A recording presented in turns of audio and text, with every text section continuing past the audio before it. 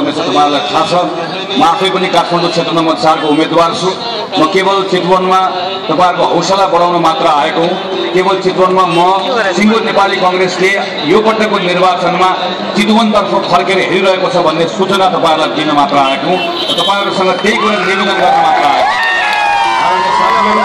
मङ्सिर 4 गतेको संविधान सभाको निर्वाचनमा मत हाल्नुभन्दा पहिला एक पटक सोचेर मात्र मत हाल्नु होला। यो भन्दा पहिला माओवादीलाई मत हालेको साथीहरूले पनि सोच्नु होला। यो भन्दा पहिला एमालेलाई मत हाल्नुभएका साथीहरूले पनि सोच्नु होला। तपाईको मत यदि यो पटक गलत ठाउँमा गयो, तपाईको मतको कारणले गर्दा संविधान सभाको संरचना गलत ढंगले बन्यो भने त्यसको परिणाम हामीले अर्को 2-3 पुस्ताले त्यसको परिणाम चुकाउनु पर्नेछ भन्ने कुरा सम्झेर मात्रै हामी दोस्रो पटक संविधान सभाको निर्वाचन गर्दैछौँ। दोहोऱ्याएर संविधान सभाको निर्वाचन भएर सफल भएको एउटा देश पनि छैन, कहीँ पनि भएको छैन। नेपालमा भयो भने नेपाल पहिलो पटक हुन्छ, पहिलो देश हुन्छ। अर्थात् हामी अत्यन्त चुनौतीपूर्ण बाटोमा हिँडिरहेका छौँ। सजिलो बाटो हामीले रोजेनौँ, गाह्रो अप्ठ्यारो बाटो छ यो। संविधान बनेन भने हामीसँग कुनै पनि विकल्प छैन। न अन्तरिम संविधानको आधारमा देश चल्छ, न 2047 सालको संविधान विउतन्छ। त्यो बेलामा एउटै कुरा हुन्छ, नेपालमा तानाशाही लादिन्छ। तानाशाहीका विरुद्धमा नेपाली फेरि लड्छ। तर यो लडाई तानाशाही लादिने, लडाई लड्ने र जित्ने बीचमा अर्को एउटा पुस्ता जान्छ। 7 सालमा जित्ने, 17 सालमा हार्ने, 46 मा जित्ने, 59 मा हार्ने, 62 मा जित्ने अनि 71 मा हार्ने, फेरि 80 मा जित्ने अनि 91 मा 92 मा हार्ने। यो चक्रव्यूहबाट नेपाललाई बाहिर निकाल्नुपर्छ।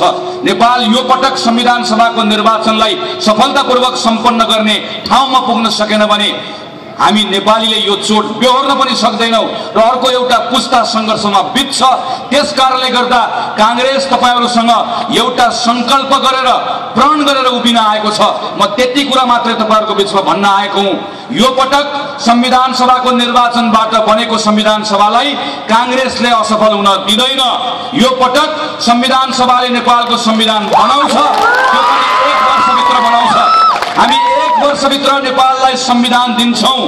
यो संविधान पनि कुनै नेपाली जित्ने, कुनै नेपाली हार्ने गरिकन होइन, प्रत्येक नेपालीले जितेको अनुभूति हुने गरिकन हामी नेपाललाई 1 वर्षभित्र संविधान दिन्छौँ। यो हाम्रो प्रण हो। 1 वर्षभित्र संविधान दिन सकेनौँ भने कांग्रेस जनताले दिने सजाय भोग्न तयार छ, कांग्रेस जनताले दिने दण्ड बेहोर्न तयार छ। यही कुरा यो मञ्चमा उभिएर माओवादीको साथीको भन्ने ताकत छ कि छैन? यो भन्दा अघिल्लो पटक हामीलाई मत दिनुस्, संविधान दिन्छौँ भनेर आएको साथीले यो ठाउँमा उभिएर हाम्रो कारणले गर्दा संविधान बनेन भनेर भन्ने हिम्मत छ कि छैन? छैन। कांग्रेस तपाईहरुको बीचमा आग्रह गर्न चाहन्छ, क्षमा माग्दै संविधान बनाउन सकेनौ, जिम्मेवारी हाम्रो पनि हो। तर 2 नम्बर क्षेत्रलाई कांग्रेसले भन्न पाउने कि नपाउने?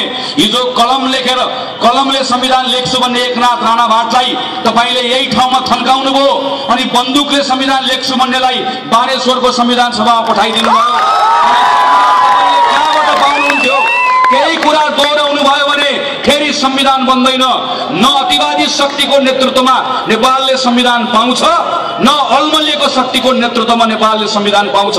कांग्रेसले 1 वर्षभित्रमा संविधान पनि दिन्छ, चैत महिनाभित्रमा स्थानीय निर्वाचन पनि गराउँछ, 4 वर्ष बहुमतको सरकार चलाउँदै गर्दा तपाईलाई परिवर्तनको अनुभूति पनि गराउँछ। यसैले अन्तिममा मेरो तपाईहरुसँग यही कुरामा आग्रह छ। आज कांग्रेसले प्रधानमन्त्रीको उम्मेदवार तपाईको चितवनमा पठाएको छ। आज नेपाली कांग्रेस म मेची महाकाली घुमेर आएको छु।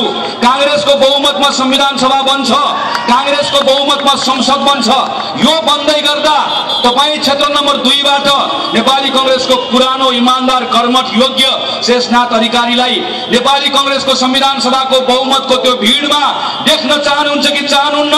तपाईले छुट्याउने कुरा हो।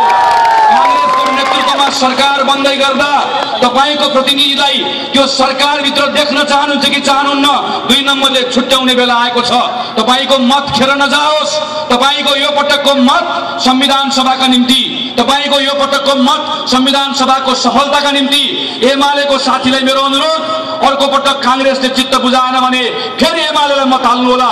माओवादीको साथीलाई मेरो अनुरोध, कांग्रेसले चित्त बुझ्ने काम गरेन भने फेरि अर्को पटक माओवादीलाई मत हाल्नु होला।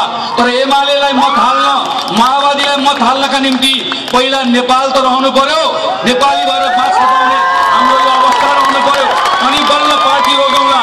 यो पटक पटकको मत पार्टीका निम्ति होइन, यो पटकको मत नेपालका लागि, यो पटकको मत नेपालको सफलताका लागि। त्यसैले यो पटक नेपालको सफलताको नेतृत्व गर्न नेपाली कांग्रेसका लागि क्षेत्र नम्बर 2 ले मतदान गर्छ भन्ने विश्वास व्यक्त गर्दै म संविधान सभाभित्र शेषनाथ दाइसँग सँगै बसेर काम गर्न चाहन्छु।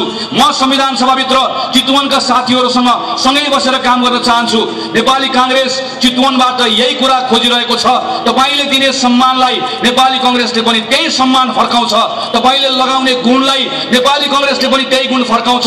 त्यसैले यो पटकको निर्वाचनमा अत्यधिक मतले क्षेत्र नम्बर 2 बाट नेपाली कांग्रेसलाई विजयी गराउनुहुन्छ भन्ने अनुरोध गर्दै विश्वास व्यक्त गर्दै फेरि विजय सभामा समय लिएर आउँला। तपाईहरुको बीचमा मन फुकाएर ढक फुकाएर आफ्नो कुरा राखौँला।